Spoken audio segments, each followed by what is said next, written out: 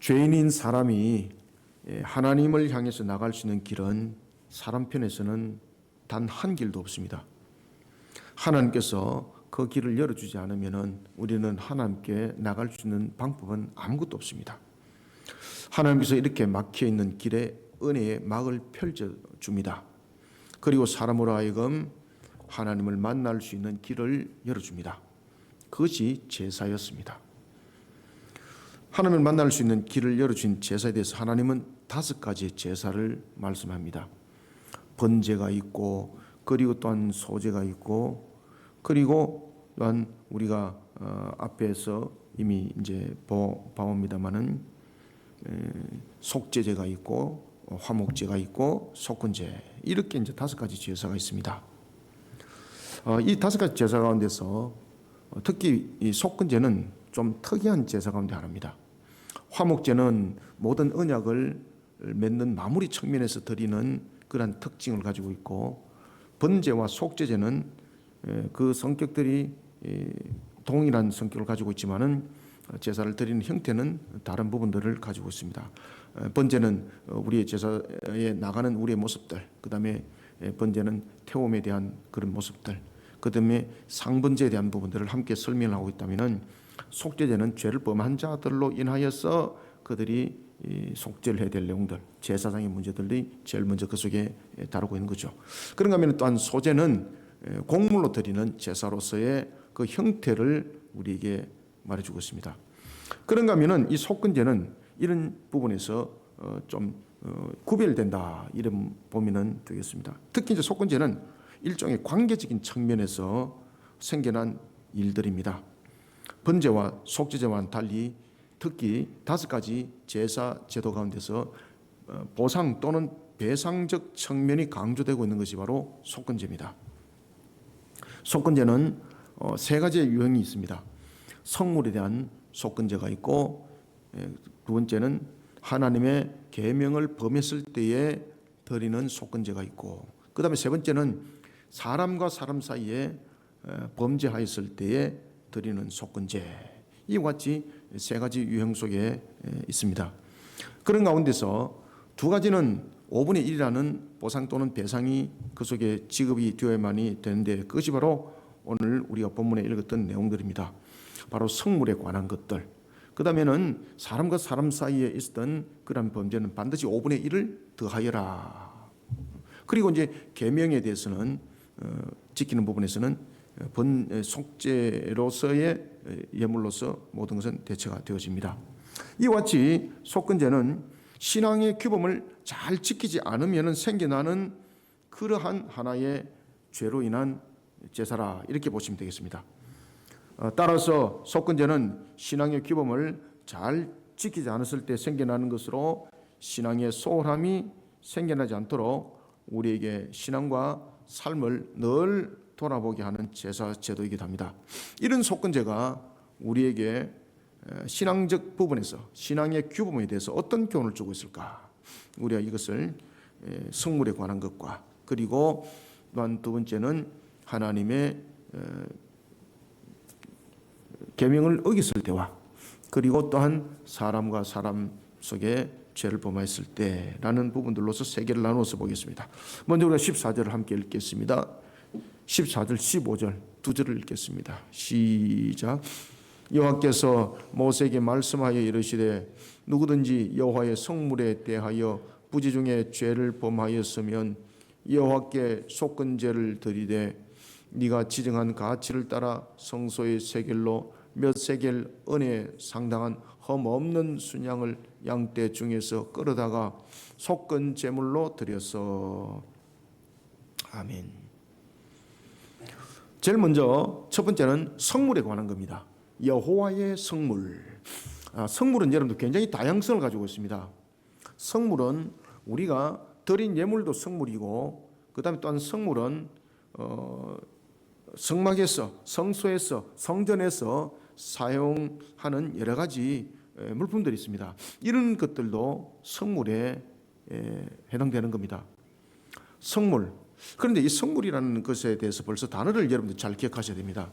성물에 대해서 그 단어가 기록이 될 때에 그 분명히 물건에 대해서 이야기를 하고 있습니다. 그죠? 물건에 대해서 이야기를 하고 있는데 그 물건이 어떻다는 겁니까? 거룩할 성자를 쓰고 있거든요. 거룩함이 손상돼서는 안 된다는 이야기입니다. 특히 속건제는 부지 중에 특히 이제 두 가지는 보면은 성물에 관한 것과 그리고 하나님의 계명을 어긴 것에 대해서는 부지 중에라는 단어가 계속해서 5가지 범죄 속에서 유일하게 그 단어가 등장합니다. 부지 중이라는 것은 의식하지 않은 상태 속에서 계획하지 않은 상태 속에서 내가 그 일들을 벌일 것이야 라는 어떤 상태 속에서 있은 것이 아니라 모르는 무의식 속에 일어났던 것을 부지중해라고 이렇게 말을 하고 있습니다. 그러면은 부지중에 일어났던 부분들은 그러면 죄가 아닌가? 여러분들 죄송합니다만 부지중에도 죄를 범하면 그것은 죄가 성립이 됩니다. 오늘 먼저 첫 번째 성물에 관한 부분들입니다. 성물에 관해서 부지중에 죄를 범했으면 어찌해야 되는가? 그러면 성물에 왜 그런 성물에 죄를 범했을까라는 것에 대해서 우리가 속건제가 주는 교훈이 있습니다. 그것은 뭔가 하면은 모든 부분에 대해서 소홀함이 있고 빈틈이 생겼기 때문에 이 문제점들이 생겼다는 이야기입니다. 따라서 먼저 우리는 첫 번째 14절부터 16절을 통해서 하나님의 법도와 규례를 성실히 지켜나가도록 하나님께서 정해놓은 신앙의 규범을 우리는 늘 잘 살펴야 됩니다. 신앙 규범을 잘 살펴야 됩니다. 그리고 신앙의 틈이 생기지 않도록 계속해서 잘 살피셔야 됩니다. 살피시는 것으로 끝나면 안 됩니다. 계속해서 잘 살피는 신앙의 자세를 가지시길 바랍니다. 그래야만이 신앙의 경각심이 생기게 되고 이런 부지 중에 일어나는 죄가 나타나지 않습니다. 속건제는 먼저 하나님께 바친 성물에 대해서 부지 중에 범한 과실에 대한 조치입니다. 속건제는 부지 중에 범한 죄이지만 이것을 실수였다고 용인하거나 부지 중에 범한 것이라고 실수로 끝나지 않는다는 것을 교훈하고 있습니다. 이거 내가 모르고 그랬어요. 실수였어요. 그래도 하나님께서는 이 부분이 하나님의 공의가 하나님의 거룩성을 손상한 부분에 대해서는 반드시 그 값을 묻습니다. 그리고 여기에 대해서 신앙을 잘 가르치라는 겁니다. 너가 그 모르고 그랬기 때문에 괜찮아. 이게 아닙니다. 안 괜찮습니다. 그렇게 잘못 가르치는 속에서 이제 문제점들이 터지고 더 큰 범죄함이 나타나게 되는 겁니다. 하나님께 드린 성물 매우 중요합니다. 그래서 하나님께 드려진 성물은 이 단어 자체에서 이미 구별된 거지 않습니까? 그죠? 이 가볍게 다루시면 안 되는 거예요. 여호와께 드린 제물 그리고 10분의 1로 드린 것, 곡식의 첫 소산, 그리고 생물의 처음 난 것 뿐만 아니라 성전에서 사용하는 그러한 하나의 여러 가지 물건들 그런 것들을 우리가 성물로 구별합니다. 여호와께 드린 모든 성물에 대해서 부지 중에 범한 죄, 부지 중에 범한 죄가 있을 때는 어때야 되는가? 부지 중이라는 것은 계획적인 것이 아니고 의식적인 것이 아닙니다. 그런데 이것이 성물이라는 것에 대해서 이 부분들은 문제가 다릅니다. 성물이라는 것은 하나님의 거룩과 관계되는 겁니다. 하나님의 거룩하심과 관계 있는 성물에 대해 부지 중이라도 소홀한 부분이 있다면 이것은 반드시 해결해야 될 문제입니다. 이것 또한 하나님 앞에 지켜야 될 신앙의 규범을 소홀하게 여기기 때문에 생겨난 것입니다. 이런 이제 대표적인 예가 굉장히 큰 사고를 쳤던 한 예가 있는데 그 중에 대표적인 사건이 바로 우시아 왕의 사건입니다. 소홀하게 얘기했던 거죠. 성전의 기능을 소홀하게 얘기했던 것이었고 성전에서 구별됐던 향에 관한 부분들의 향단을 성물을 소홀하게 여겼던 그 사건. 열왕기하 15장 4절과 역대하 26장 16절 이하에서 이 부분들을 특히 역대하에서 이 부분들을 자세하게 조명해 주고 있습니다. 우시아 왕이 제사장이 행해야 될 향단의 분향을 하려고 했던 사건입니다. 이 향단의 향은 성물이거든요. 구별된 것이거든요. 하나님께서 제사장 면은 손을 대지 못하게 했습니다. 그런데 왕이 손을 댄 겁니다. 소홀하게 얘기했던 거죠. 내가 왕인데 나는 할 수 있어. 이렇게 된 겁니다. 그러니 여기서 문제가 터진 겁니다. 하나님의 성물을 소홀하게 여기고 행했던 부분에 대해서 하나님은 그에 대해서 공의로 물어주셨습니다. 그리고 하나님으로부터 나병이라는 중한 징벌이 내려졌습니다. 그러면서 이 우시아 왕은 나라를 다스리는 말년에 직접 다스리지 못합니다. 그리고 별궁에서 그가 모든 시간의 여정을 보내게 되고 그 아들이 모든 여정 과정 속에 대신해서 통치를 하게 되는 그러한 통치가 우시아 왕 때에 일어나게 되는 겁니다. 이러한 사건들이 성물을 가볍게 여김으로써 나타났던 사건들이었습니다.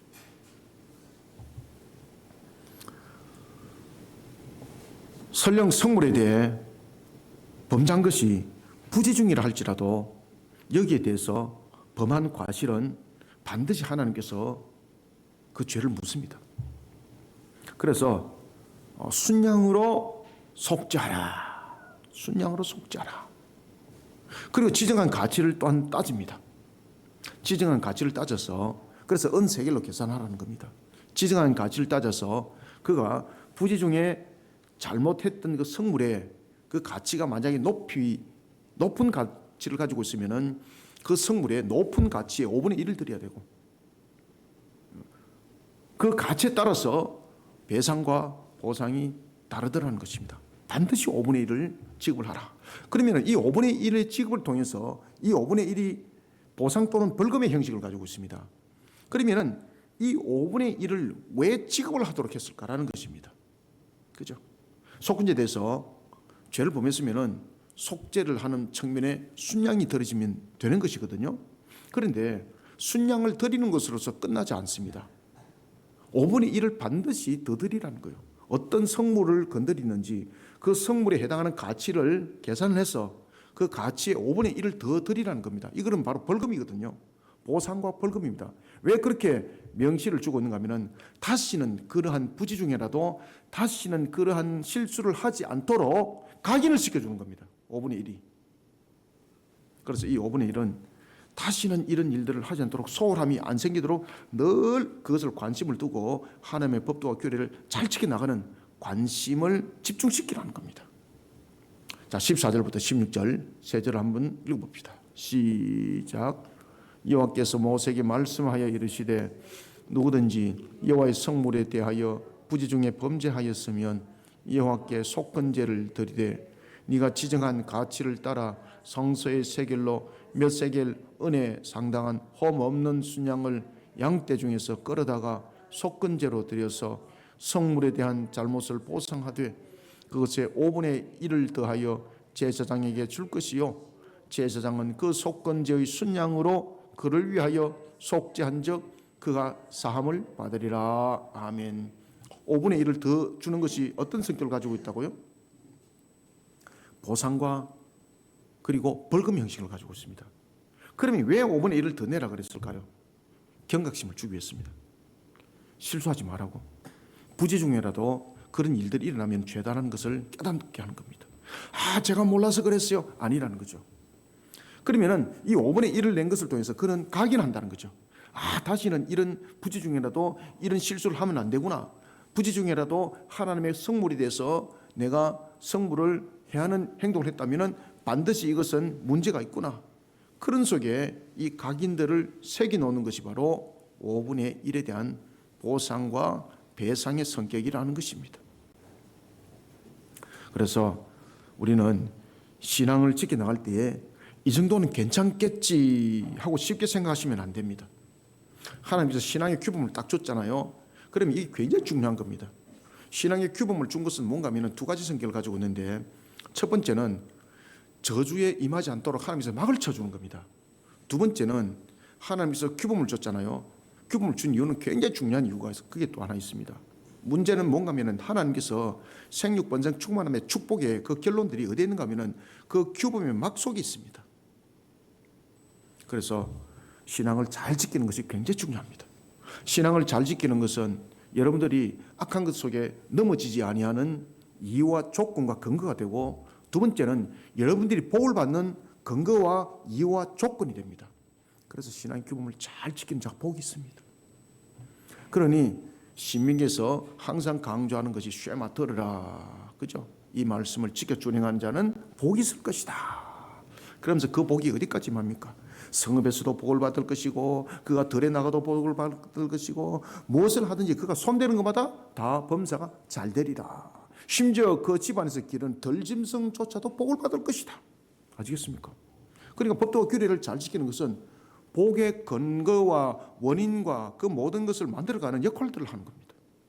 그러니까 이 5분의 1은 그런 것을 가르쳐 주는 거예요. 야, 이거 째짝으로 5분의 1 이 달라 그러는데 이 갖고 무슨 돈놀이 하나, 이게 아닙니다. 5분의 1을 더 내라는 것은 부지 중이라도 그런 실수를 하게 되면은 너가 복되지 못한다. 특히 성물에는 더 그렇다. 신앙을 잘 지켜나가라. 신앙은 하나님 앞에서 행하는 겁니다. 그죠? 신앙은 절대 사람에게 보여주는 것이 아니거든요. 하나님께 지정한 것입니다. 규범인 바로 그런 겁니다. 그러니 모든 신앙의 규범은 하나님 앞에 행하듯 행하는 신앙의 자세를 가져야 됩니다. 이런 것에 소홀함이 있었던 우시아 왕이 사건이 터진 겁니다. 우시아 왕이 얼마나 잘했습니까? 종교개혁도 일으키고 진짜 대단한 일을 했거든요. 그런데 우시아 왕이 이 한 사건을 통해서 마지막 자신의 인생의 끝이 처참해지게 되는 겁니다. 나병에 걸려서 별궁에서 정말로 처참하게 인생이 끝나게 되는 그런 왕이었습니다. 설령 성물에 대해 소홀한 것이 실수였다 할지라도 범한 과실에 대해 순양으로 반드시 속죄를 하라.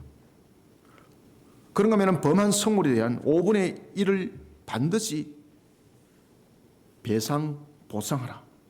그것은 보상적 측면과 벌금적 의미를 가지고 있는데 그것은 바로 이와 같은 부분들을 다시는 범하지 못하도록 경각심을 일으키는 역할들이 바로 5분의 1인 것입니다. 범한 성물에 대한 5분의 1을 예물로 배상하도록 합니다. 보상하도록 합니다. 벌금의 형식이죠.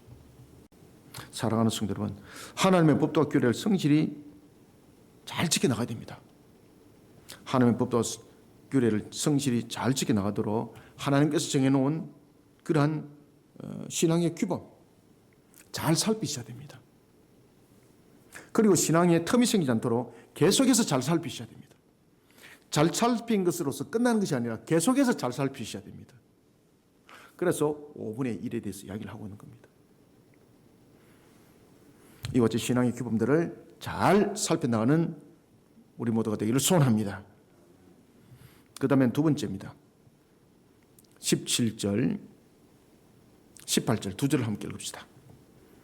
시작. 만일 누구든지 여호와의 계명 중 하나를 부지 중에 범하여도 허물이라 벌을 당할 것이니 그는 네가 지정한 가치대로 양떼 중 흠없는 순양을 속건 제물로 제사장에게로 가져갈 것이요 제사장은 그가 부지 중에 범죄한 허물을 위하여 속죄한즉 그가 사함을 받으리라. 아멘. 자, 여기서는 특이한 부분들이 5분의 1이 없어요. 그죠? 여기서 5분의 1이 없는 것은 하나님의 법도와 규례에 대한 부분들이었거든요. 왜 5분의 1이 보상들이 있는가 하면 5분의 1은 물건에 손댄 거예요. 성물에 손댄 것, 그 다음에 사람에게 손에 끼친 것. 이 부분에서는 반드시 5분의 1을 배상하도록 해요. 자, 하나님의 계명. 우리가 하나님의 계명들을 잘 지켜나가야 됩니다. 이 하나님의 계명을 통해서 우리에게 주시는 것은 계명을 잘 지켜나갈 때는 계명을 지키는 것으로 끝나는 것이 아닙니다. 앞에도 제가 말씀을 잠깐 드렸습니다만 하나님께서 우리에게 주신 계명은요 결국은 우리를 복되게 만들어가는 아주 중요한 포인트입니다. 우리가 하나님으로부터 복을 받을 자격이 없거든요. 우리는 인간은 죄인이지 않습니까? 하나님 앞에 어떤 복도 받을 자격이 없습니다. 그런데 하나님께서 우리를 복을 주고 있는 거예요. 그러면서 하나님께서는 그 복을 받는 근거와 원인이 어디에 있는가라는 것을 우리에게 가르쳐줘요. 그러면서 계명을 주면서 이 계명을 지키라, 이 계명을 지킨 자는 복이 있다고 말씀을 하는 겁니다. 산상수훈을 통해서도 예수님께서 계명에 대해서 다시 풀어서 가르칠 때도 그렇지 않습니까? 심령이 가난한 자는 복이 나니 천국이 그들의 것이며, 애통한 자는 복이 나니 그 천국도, 의에 말해서 목마른 자도 복이 나니, 이러면서 복을 계속 이야기를 하잖아, 그죠? 8가지 복에 대해서 이야기하지 않습니까? 하나님 법도와 규례를 잘 지키는 자가 결국은 복이 있다는 것입니다. 우리는 두 번째로 속건제를 통해서, 두 번째 17절부터 18절을 우리에게 교훈하고 있습니다. 가르쳐주고 있습니다. 신앙의 틈이 생기면 안 된다는 겁니다. 신앙의 틈이 생기지 않도록 습관처럼 하나님의 말씀에 자신의 신앙과 영적 상태를 잘 비춰보는 신앙의 자세들을 가지시길 바랍니다. 저 같은 경우는 이제 저도 뭐 사람이기 때문에 실수를 많이 하지 않습니까? 그죠? 그럼에도 불구하고 제가 늘 이렇게 내가 오늘 사항들을 늘 점검해 봅니다.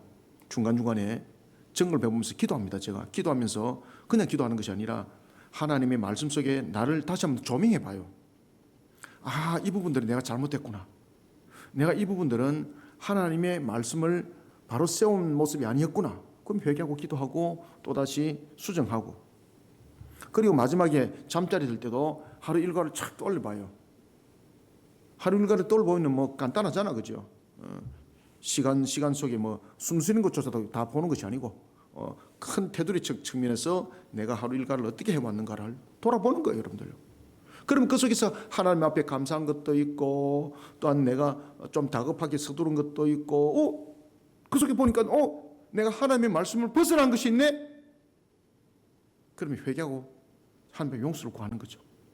이런 사소한 부분들, 신앙의 틈이 생기지 않도록 그것을 습관처럼 하나님의 말씀을 거울 삼아서 늘 비춰볼 때에 신앙이 건강해져요. 그것은 제 경험이에요. 아시겠습니까? 오늘 본문의 말씀이기도 해요. 그렇게 하시길 바랍니다. 그러면 신앙이 건강하게 잘 큽니다. 신앙이 건강하게 잘 큽니다.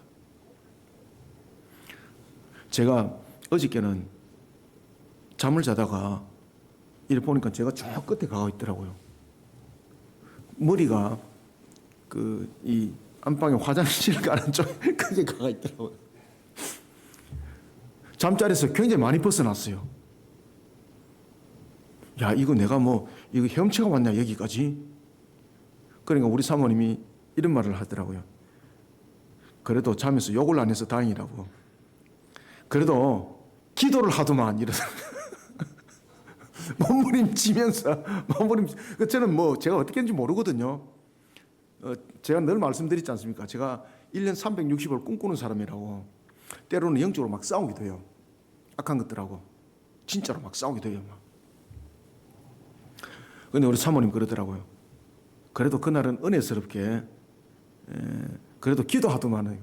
제가 막 꿈꾸면서 막 기도하고, 기도도 막 하고 막 그래요. 기도하고, 방언도 하기도 하고, 온갖, 그런 부분들이 나타나요. 신앙이 빈틈이 생기면 안 돼요.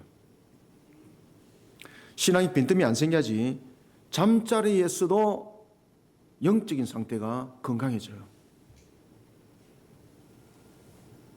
신앙이 빈틈이 생기지 않기 위해서는 어떻게 되는가 하면요, 습관처럼 하나님의 말씀에 자신의 신앙과 영적 상태를 항상 비춰보셔야 됩니다. 속은제가 그것을 가르쳐주고 있습니다.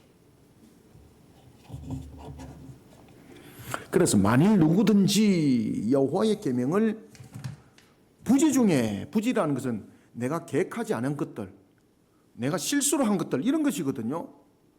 그럼 실수가 왜 일어나는가라는 것입니다. 아시겠습니까? 그러니까 실수를 계속해서 용납해주고, 그래 괜찮아, 실수해서 실수, 이러면 그게 나중에 대단한 범죄로 나타납니다. 속건제는 거기에 대해서 분명하게 이야기를 하고 있는 겁니다. 속건제는 성물에뿐만 아닙니다. 여호와의 계명을 부지 중에 범했을 때도 동일하게 속죄제를 반드시 드리라는 겁니다. 그것도 자기가 드리고 싶은 예물이 아니고 반드시 순양으로 드리라는 거예요. 순양은 대표성이거든요. 순양이 속죄 제물로 드려집니다. 자신이 지은 죄를 알지도 못하고 죄를 지었습니다. 그러면 죄가 없는가? 아니라는 겁니다. 죄는 그 범위가 매우 다양합니다. 광범위하기도 합니다. 세상은 죄의 기준을 두 가지 유형 속에서 다룹니다. 그죠? 제일 먼저 뭡니까? 법이라는 것을 정해놨잖아요. 그래서 법을 벗어나게 되면은 죄라고 말하잖아요. 그죠? 그다음 또 하나는 죄를 기준으로 무엇을 삼습니까? 양심을 삼지 않습니까? 그런데 여러분 생각을 잘 해보십시오. 세상에서 정해놓은 법과 세상에서 말하는 양심, 시대에 따라서 달라지던가요? 동일하던가요? 달라지죠. 그죠? 환경에 따라서 달라지던가요? 동일하던가요? 달라지죠. 지역에 따라서 달라지던가요? 동일하던가요? 달라지죠. 그럼 이것은 기준점이 되지 못한다는 거예요. 정말로 우리에게 모든 부분에서 죄의 규범을 만약에 말한다면은 이탈하지 않고 변하지 않는 기준이 되어야 되는 거예요. 사람들의 법은, 사람들의 생각은 죄가 아니라고 여겼지만은 하나님의 기준에서는 죄가 되는 것이 굉장히 많아요.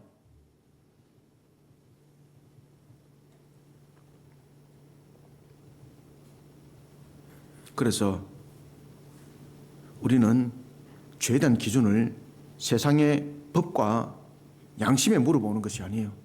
그것은 환경에 따라서 변하고 지역에 따라서 변하고 시대에 따라서 변하고 사람들의 기준에 따라서 다 변해요. 여러분들요. 디모데전서 4장 2절에 보면은요, 화인을 맞은 양심은요 거짓임에도 참이라고 말해요. 아시겠습니까? 양심에 물어본다고 그랬습니다. 그런데 화인을 맞은 양심은 어떻다고? 디모데전서 4장 2절에 보면은 화인을 맞은 양심은 거짓인데도 참이라고 말해요.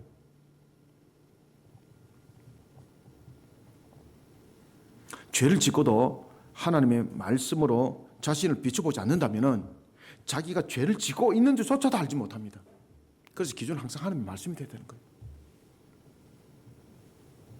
하나님의 말씀 속에 여러분들을 가둬놓는 것이 아니라 하나님의 말씀 속에는 가둬놓는 것이 아니라 하나님의 말씀이 우리 울타리가 되거든요. 그럼 나중에 이게 신앙이 성숙되기까지는 조금 힘든 부분들이 있는데 신앙이 점점 만들어지 가다 보면 와 하나님의 말씀대로 살아가니까 이렇게 기쁘네, 이렇게 재밌네, 이것이 바로 인생이네, 이걸 알게 됩니다. 자연을 보는 눈이 달라집니다. 여러분들은 그냥 자연을 어떻게 보는가 모르겠습니다만 저는 자연을 보면은 항상 하나님의 창조를 보게 되고 하나님의 기묘한 부분들이 보이기 시작하는 거예요. 기묘한 부분들이 보이기 시작하는 거예요. 그러면서 자연을 보면서 하나님과 대화하고 자연을 보면서 기도하고 얼마나 감사한지 몰라요. 여러분들. 하나님께 주신 계명, 그 계명으로 자신을 조명해 보는 것이 얼마나 중요한지 모릅니다. 오직 여호와 하나님 한 분만을 섬기라. 하나님 이게 뭐 시기질투하나? 하나님도 섬기고 좀 대충 다 갔다가 삥 돌아왔다가 또 가끔 한 번씩 들러보면 되겠지. 그게 아닙니다. 하나님께서 왜 그런 말씀하시는가 하면 하나님 외에 다른 신을 섬기는 것은 마귀를 섬기는 거거든요. 그 사람이 결국은 저주 속에 있는 겁니다. 그러니까 하나님께서 똑바른 길로 오라는 겁니다. 왜냐하면 우리는 죄성 속에 있는 사람이기 때문에 우리는 그것을 구별할 수 있는, 분별할 수 있는 능력이 없어요. 그래서 말씀이 굉장히 중요한 겁니다. 그러니까 말씀대로만 살아가게 되면은 말씀을 따라가 살아가다 보면은 때로는 우리 속에 맞지 않는 것과 같은 느껴지는 것도 있습니다. 그런데 나중에 하나님 말씀대로 살아가다 보면 이 말씀 속에 살아가는지 얼마나 행복한지를 알게 되는 거예요, 여러분들요. 그 비결은 그 안에 있습니다. 그래서 보면은 히브리어로 보면은 토브라는 단어가 있는데 이 토브라는 단어는 다양하게 해석이 됩니다. 제가 여러분들도 말씀드렸습니다만 창세기에서는 이것이 좋았더라라는 것으로 해석이 되지만 시편이나 이런 데 가면 blessing으로 해석돼요. 여러분들 아시겠습니까? 복이라는 것으로 해석돼요. 그럼 좋았더라가 결국은 여러분 복이에요. 복. 그죠? 하나님 안에 그 말씀 안에 녹아들면은 좋았더라. 하나님께서 말씀하신 그 복을 마음껏 누리는 것이 그 속에 있는 겁니다. 그러니 하나님께 주신 계명을 잘 자신 있게 조명하는 것은 오늘도 내가 복된 삶을 살아가는 비법이 그 속에 있는 겁니다. 제가 사모님하고 저 밑에 이제 농협에서 말씀드렸죠, 그죠? 농협에서 이제 전도를 하고 있는데 점심시간 쯤 됐어요. 부부가 헐레벌 떠가 위에서 막 내띠에 내려오는 거예요, 막. 그래서 저는 이제 저분들 무슨 일 있는 것 같다 싶어가지고 제가 도와주려고 왜 무슨 일이 있으세요? 이렇게 하니까 이분이 돌면돌면 막 이렇게 살피면서 뭐라고 말하는 거면 이 근방에 로또 파는 데 없어요. 그러는 거. 자다가 아침에 자다가 아마 개꿈을 꾼 것 같아, 그죠? 그래가지고 로또 사러 온 거죠, 그죠? 이제 1등 걸릴 꿈을 아마 꾼 것 같아요. 그러니까 부부가 아마 눈이 막 광채가 나가지고 막 로또점을 찾는데, 그래서 여기 로또는 없고 이게 복음을 여기 들으십시오. 복음을 들으십시오. 예수를 믿으세요. 이게 최고 복입니다. 그러니까 막 이분들이 막 로또점을 찾으려고 막 온 동네를, 그러니까 이 동네가 로또점을 여러분 파는 데 가려면은 그 농협 쪽으로 내려오면 안 되고 그 농협 오기 전에 내려간 그 길로 내려가야 돼요. 근데 이분들이 길을 잘못 내려온 거죠. 전도하다 보면은 별의별 사람들 다 만납니다. 정말로 우리에게 복을 주는 근거는 어디에 있을까? 아시겠습니까? 저와 여러분들 진짜 복은 하나님 안으로서부터 나오는 겁니다. 모든 창조물은 하나님께서 창조하심이거든요. 화복의 주권자가 누구세요? 하나님이시거든요. 그러니 하나님의 말씀 안에 들어가면은 복 있는 자가 될 수밖에 없는 거예요. 그러니 계명을 어기지 말라는 겁니다. 하나님께서 계명을 통해 금한 것과 그리고 명령한 것이 있습니다. 거기에 대해서 귀를 잘 기울이라는 겁니다. 관심을 가지라는 겁니다. 사람은 죽을 수밖에 없는 존재가 된 것은 어떤 이유로 그 문제점들이 일어났습니까? 바로 창세기 2장 17절이잖아요. 선악을 알게 하는 실과를 먹지 마라, 먹는 날에는 반드시 죽으리라 했는데 하나님의 그 말씀에 대해서 소홀함을 느꼈잖아요. 그래서 죄가, 범죄가 일어난 겁니다. 그러면서 우리는 죽을 존재가 된 겁니다. 죽는 존재가 된 겁니다. 병드는 존재가 된 겁니다. 늙는 존재가 된 겁니다. 근심과 염려를 가진 존재가 된 겁니다. 인간이 죄를 범하기 전에는 그런 상황이 없었습니다. 여러분, 큰 댐이 붕괴될 때에 눈에 보이는 큰 구멍을 통해서 댐은 잘 붕괴되지 않습니다. 그것은 사람 눈에 띄기 때문에 빨리 막 풉니다. 그런데 미세한 부분들은 사람 눈에 보이지 않습니다. 그런데 문제는 큰 댐은 미세한 그러한 빈틈 속에서 눈에 보이지 않은 그 미세한 균열 속에서 결국은 댐은 무너집니다. 신앙에 미세한 틈이 생기면 똑같습니다. 신앙에 미세한 틈이 안 생기도록 우리는 하나님의 법도와 규례를 지키는 겁니다. 그래서 계명을 지키라는 겁니다. 신앙에 빈틈을 생기면 누가 치고 들어올까요? 제가 잠에서도 제가 이 마귀하고도 한 번씩 싸운다 그랬지 않습니까? 그죠? 진짜 여러분 영적 세계를 여러분 잘 아셔야 됩니다. 저는 이제 그 일반적으로 이제 기도를 하다가도 영적인 전투 속에서 정말로 두려운 전쟁을 치른 적도 한두 번이 아닙니다. 여러분이 생각하는 것과 다릅니다. 차원이 다릅니다. 차원이. 영적 세계는 있습니다. 마귀가 여러분들의 미세한 부분들을 지금 노리고 있습니다. 아시겠습니까? 신앙의 미세한 부분들은 우리는 우리의 육신으로는 절대 못 봅니다. 그런데 하나님의 법도와 규례를 지켜나가고 신앙으로 지켜나가고 신앙의 울타리를 만들어가는 속에는요, 그 미세한 것도 보이게 됩니다. 신앙의 미세한 틈이 생기면은 마귀는 그것을 정확하게 인지합니다. 그리고 그 틈새를 100% 치고 들어옵니다. 그러면 어떻게 되는가? 여러분들의 환경에 가라지를 뿌려놓고 유혹을 뿌려놓고 탐욕을 뿌려놓고 악한 열매를 맺게 만듭니다. 그리고 결국은 무너지게 만드는 효력을 발합니다. 이것이 마귀의 역할입니다. 신앙의 틈이 생기지 않도록 습관처럼 하나님의 말씀에 자신의 신앙과 영적 상태를 늘 비춰보는 신앙의 자세를 가지시길 소원합니다. 그 다음에는 19절부터 6장 7절까지 내용을 말씀을 증거하겠습니다. 19절 한 절만 읽읍시다. 함께 읽습니다. 시작. 이는 속건제니 그가 여호와 앞에 참으로 잘못을 저질렀음이니라. 아멘. 참으로 여호와께 잘못을 저질렀다. 그리고 이제 속건제는 세 가지 유형을 가지고 있다고 그랬죠. 첫 번째는 성물에 관해서 죄를 범했을 때 속건제. 그 다음에 하나님의 계명을 바르게 지키지 못했을 때에 드려야 되는 속건제. 그 다음에 세 번째는 사람과 사람 사이 속에 일어나는 속건제입니다. 사람과 사람 사이 속에는 어떤 일들이 있겠습니까? 남들을 속인다든지, 그죠? 거짓말을 한다든지, 남의 것을 가지고 뺀다든지 이런 부분들을 가지고 이야기를 하게 됩니다. 반드시 배상해야 된다. 그런데 반드시 배상하는데 5분의 1을 더해라. 죄는 다양성을 가지고 있습니다. 그죠? 우리가 살아나가는 사람들 속에는 보면 굉장히 다양성이 있습니다. 굉장히 다양성의 죄들이 일어나고 있습니다.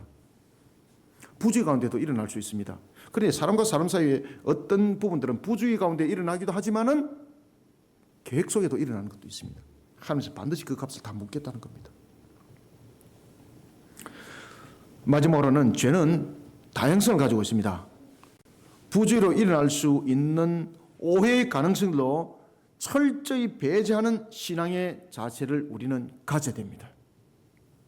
부지 중에 여호와께서 금한 것을 범했다면 몰랐기 때문에 괜찮아, 이게 아닙니다. 사람을 위로하기 위해서 그렇게 말할 수는 있습니다. 그런데 이런 신앙의 지도가 아주 잘못됐습니다. 이런 신앙의 지도가 그 사람을 더 큰 불행을 만들어내는, 그 사람에게 불행을 선물하는 꼴이 되는 겁니다. 오늘 우리가 본문대로 잘 보셔야 됩니다. 이렇게 출발한 신앙, 괜찮아, 몰랐기 때문에 괜찮아, 이렇게 해서 출발한 신앙은 어떻게 될까요? 더욱더 큰 오류 속에 빠지게 되고요. 그 다음에 더 큰 부분에 하나님 앞에 죄를 범하고도 죄가 죄인 줄 모르고 계속해서 그 일들을 벌려나가는 겁니다. 그 도움을 주는 꼴입니다. 그러면 그 사람에게는 결국은 불행을, 저주를 선물하는 겁니다. 결국은. 왜 그러면 하나님의 공의가 반드시 그 값을 묻거든요. 그래서 속건제를 잘 가르쳐야 되는 거예요. 속건제를 드리는 것은 그 사람에게 신앙이 지도가 되었다는 증거예요. 그 사람이 잘못을 했잖아, 그죠? 근데 그 사람이 잘못을 잘한지 잘 몰라요. 그런데 신앙의 지도를 했던 사람의 그 말을 듣고 내가 하나님 앞에 내가 죄를 범했네. 그러면 속건제를 드렸다면 그 사람의 지도를 받은 것이 되는 거죠. 이게 복이 되는 겁니다. 속건제를 드렸다는 것은 그 사람에게 신앙의 지도자가 있었다는 것이고 지도하는 사람이 있다는 증거예요. 그리고 속건제를 드린 사람은, 속건제를 드렸다는 것은 그 신앙을 겸손히 받아들였다는 거예요. 이걸 하나님이 다 보고 있는 거예요. 그래서 하나님이 이렇게 말해요. 이는 속건제니 그가 여호와 앞에 참으로 잘못을 저질렀습니다. 그래서 하나님께서 받으신다는 거죠. 그리고 하나님께서 그의 내용에 대해서 무슨 말씀을 주고 있는가 하면은 6장 7절을 여러분들 한번 읽읍시다. 시작. 제사장은 여호와 앞에서 그를 위하여 속죄한 자 그는 무슨 허물이든지 사함을 받으리라. 아멘. 하나님께서 용서하시는 거예요.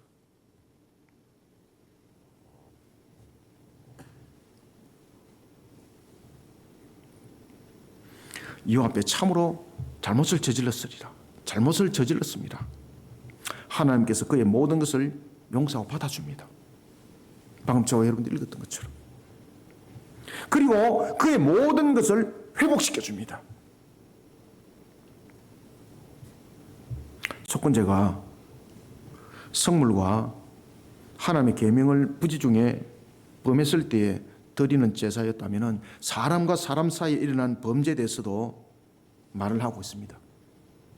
이웃이 맡긴 물건이나 전당물을 속이거나 도둑질하고 착취했다고, 나는 착취하고도 착취하지 않았다고 말하는데 하나님 다 보고 있거든요. 그런 거짓말하는 자, 하나님 그 값을 묻겠다는 겁니다. 그러니 잘못은 회개하고 그 사람에게 물건들을 다 돌려주고 배상도 해주라. 심지어 남이 이런 물건을 죽고도 나 그거 죽은 사실 없어요. 사실 부인하잖아, 그죠? 하나님은 그 거짓 맹세에 반드시 죄를 묻는다는 겁니다. 제가 이제 사모님하고 저 반유동에 전도를 하러 갔었습니다. 그때 금요일이었습니다. 제가 지금도 안 잊어버립니다. 저는 길에 있는 뭐 돈 같은 것도 저는 눈에 잘 안 띄는 사람 중에 한 사람이거든요. 1,000원짜리 주우면은 일생일대 최고를 주는 사람입니다. 저는 잃어버리는 경우는 많은데 주워본 적은 없는 것 같습니다. 근데 그날 전도를 했는데 반유동에 왜 그 되게 오르막길 있지 않습니까? 전도를 했는데 그날이 바람이 좀 불었어요. 오토바이가 팍 이렇게 그 배달 오토바이가 팍 지나가는데 갑자기 5만 원짜리가 막 땅에서 확 이렇게 올라오는 거예요. 그 내가 헛것을 봤나? 사람도 아무도 없고 딱 사모님하고 내가 둘이 있었거든요. 사모님도 못 보고 내가 본 거예요. 나중에 땅바닥에 보니까 5만 원짜리 쫙 깔리가 있는 거예요. 보니까 진짜 돈인 거예요, 이게. 전도하다가 그것을 주었습니다. 그래서 그때 30 얼마인가 그랬죠, 그죠? 돈이. 와, 제 일생일대에 최고로 큰 금액을 제가 주었습니다. 저는 길에서 100원짜리, 500원짜리는 줘봤는데 집회는 줘본 적이 없거든요. 근데 제 마음에 이 오토바이 배달하러 간 사람이 배달을 하러 갔다가 수금을 했다든지 어디 돈을 쓸려고 이어놨던 것이 땅바닥에 떨어져 가지고 바람에 흩어진 것으로 저는 본 거예요. 그래서 그 사람이 올 때까지 거기에서 전도하고 돈을 들고 거기에서 전도를 했는데 1시간이 지나도 안 오고 2시간이 지나도 안 오는 거예요. 교회는 빨리 가야 되는데 이제 금요 기도인데 큰일 난 거예요, 이게. 그런데 제가 그 돈을 딱 들고 있는데 저 밑에서 어떤 할머니가 나를 이렇게 빤히 보더만 올라와가지고 아, 그 돈 내 돈이에요 이러는 거예요. 그래 내가 할머니 이 돈이 할머니 돈인 줄을 제인데 증거를 한번 해보세요. 근데 지금 가만히 생각하니까 그 할머니 돈이 아닐 확률이 굉장히 높은 거예요. 왜 그런가 하면은 그 돈은 위에서 올라가는 오르막길 위에고 그 할머니 집은 저 밑에거든요. 그러면서 자기가 은행에서 돈을 찾았는데 그 돈이 없어졌다면서 그 돈 없으신 걸 왜 낸데 그 이야기 하느냐고. 그래서 제가 할머니 만약에 거짓말 하시면은 하나님이 그 죄의 값을 묻습니다. 본인 것이 맞습니까? 그래서 제가 그 집까지 찾아갔습니다. 제가 아무리 봐도 아닌 것 같은 거예요. 그래서 제가 나중에 이 돈을 할머니 제가 이 돈을 본인한테 못 드리고 제가 이 앞에 파주소가 있으니까 파주소 가서 제가 드려놓고 거기서 조사를 해서 본인이 맞으면 가져가고 아니면 본인 절대 가져가시면 안 됩니다. 하나님이 보고 계십니다. 근데 그 동네 사람이 그 장면을 본 거예요. 그리고 제가 이제 목사한 줄 아니까 제가 그 다음 주도 그 지역에 전도를 하러 가니까 길에서 한 분을 만났는데 목사님 그때 그 돈 누가 가져갔어요? 이러는 거예요. 그래 그때 제가 그 돈을 파주소에 맡겨놨고 그 다음에 그 한 주에 그 다음 주에 가서 보니까 그분이 주인인 것 같아서 파주에서 그분에게 줬다고 말합디다 이렇게 말하니까 그분이 제게 뭐라고 말하니까 아 그래요? 그게 무슨 말일까요? 거짓말일 수 있다는 거죠. 그죠? 여러분들 우리가 길에서 심지어 주운 거라도 자기 것이 아닌데 자기 것이라고 거짓말했습니다. 하면서 반드시 그 값을 묻습니다. 아시겠습니까? 남의 물건을 죽고도 사실을 부인한 것 하나님이 그 죄 묻습니다. 반드시 주인에게 돌려줘야 됩니다. 그리고 남의 것을 죽고도 그 사실을 부인했다. 거짓 맹세했다. 그러면은 물건도 돌려줄 뿐만 아니라 거기도 5분의 1을 더해서 줘야 됩니다. 순양으로 속죄를 드리고 5분의 1을 벌금으로 내라는 겁니다. 하나님이 다 봤다는 거예요. 하나님이 다 봤다는 겁니다. 속일 수 없다는 겁니다. 5분의 1을 배상하도록 명한 것은 하나님의 공의에 따른 값입니다. 피해 준 것에 대한 값이고 보상에 대한 값입니다. 그러나 그보다 더 중요한 것은 하나님의 법도와 규례를 어겼다는 것이었고 그리고 하나님의 법도와 규례에 대한 경각심을 일깨우기 위한 하나의 벌금이기도 합니다. 사랑하는 성도 여러분, 죄는 다양성을 가지고 있습니다. 잠시 부주의로 자신도 모르게 지은 잘못, 그런데 그 잘못을 그냥 이해하고 넘어가 버리면요 나중에 더 큰 오해를 만들어냅니다. 그러니까 하나님 앞에 반드시 회개하고 자신의 신앙을 바르게 세워나가는 것이 굉장히 중요합니다. 잠시 부주의로 자신도 모르게 지은 죄가 있다고 이것을 그냥 덮어버리면 안 됩니다. 하나님의 명령을 잘 따르는데 나중에 문제가 생깁니다. 진짜로 자신이 복 받는데 문제가 생깁니다. 하나님의 법도와 규례를 울타리로 잘 만들어야 됩니다. 하나님의 법도와 규례를 잘 지키면 울타리는 그냥 만들어지는 겁니다. 그 속에 여러분 복이 있는 겁니다. 그 속에 여러분들의 생육 본성 충만하면 축복이 일어나는 겁니다. 아시겠습니까? 만복에 누리는 거론이 그 안에 있습니다. 부주의로 일어날 수 있는 오해의 가능성도 법도와 규례로 울타리를 잘 만들어서 철저히 배제하는 신앙의 자세를 가지는 우리 성도들이 되시기를 소원합니다. 말씀을 맺습니다. 속건제는 크게 세 가지 유형을 가지고 있다고 그랬습니다. 첫 번째는 성물에 관한 것, 두 번째는 여호와의 계명을 어겼을 때, 세 번째는 사람 사이의 범한 죄와 관련되어 있습니다. 이 세 가지의 공통점들은 모두 다 반드시 순양으로서 속죄를 해야 된다는 거예요. 부지 중에라도 속죄를 해야 된다는 거죠. 성물과 사람 사이 범한 죄는 속죄뿐만 아니라 5분의 1도 배상하도록 했습니다. 그러면서 신앙의 규범을 잘 지키라는 거예요. 신앙의 규범에 대해서 소홀함을 가지지 말라는 거예요. 부지중이라는 것은 모르고 그랬습니다, 이해하는 것이 아니라는 거예요. 그것을 용납하고 이해해버리면 다음에 더 큰 잘못이 일어난다. 반드시 회개하라. 사랑하는 성도 여러분, 계속해서 제가 말씀을 드립니다. 우리가 12월 31일부터 계속해서 지금 이야기가 되어지고 있는 것 가운데 가장 핵심적인 게 무엇입니까? 하나님의 법도와 규례로 울타리를 만들자. 왜냐하면 이것이 우리에게 복을 주는 근원이 되고 근거가 되고 이유가 되는 겁니다. 하나님의 법도와 규례를 잘 지켜야 됩니다. 하나님의 법도와 규례로 신앙의 울타리를 잘 만듭시다. 속건제는 하나님의 법도와 규례에 대해서 부지중 또는 그 말씀을 소홀히 여김으로써 발생하는 문제를 다루고 있습니다. 하나님의 법도와 규례로 신앙의 울타리를 잘 만들면요, 들어가도 복이 있고 나가도 복이 있습니다. 하나님께서 말씀하신 그 축복이 반드시 일어납니다.